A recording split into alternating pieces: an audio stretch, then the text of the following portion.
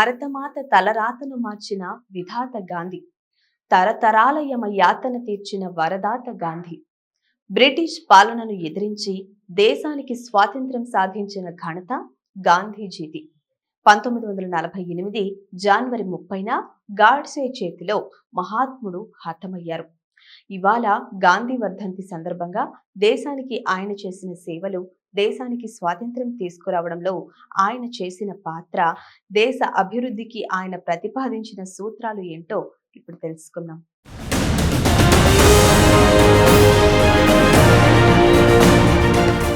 చిన్న పరిశ్రమలు స్వయం సమృద్ధి సాధించడానికి మూలాలుగా గాంధీ భావించారు. చిన్న మధ్య తరహా కుటీర పరిశ్రమలు భారతదేశ అభివృద్ధికి దోహదం చేస్తాయని ప్రతిపాదించారు.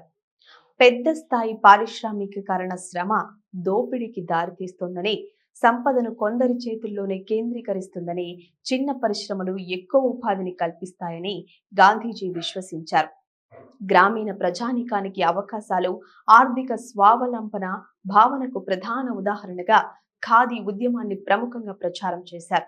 ఇక్కడ ప్రజలు ఇంట్లో స్పిన్నింగ్ వీల్ ని ఉపయోగించి సొంతంగా వస్త్రాన్ని తయారు చేసుకునే విధానాన్ని ప్రజలకు నేర్పించారు. విద్య యువతను నైతికంగా, వ్యక్తిగతంగా, సామాజికంగా బాధ్యతాయుతమైన భావి పౌరులుగా తయారు చేస్తుందని గాంధీజీ విశ్వసించేవారు. యువతకి నైపుణ్యాన్ని అందించడం ద్వారా నిరుద్యోగ సమస్యను పరిష్కరించవచ్చు. శిక్షణ పిల్లల్లో అన్ని సామర్థ్యాలను పెంపొందించాలని, తద్వారా విద్యార్థులు సంపూర్ణ మానవులుగా మారాలని గాంధీజీ విశ్వసించారు.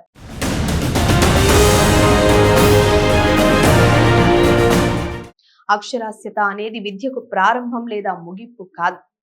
ఇది స్త్రీ లేదా పురుషుడు చేయగల సాధన మాత్రమే.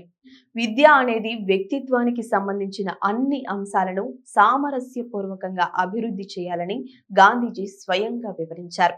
విద్య ముఖ్యమైన లక్ష్యాలలో ఒకటి నైతిక వికాసం లేదా అభివృద్ధి అని కూడా ఆయన నమ్మారు.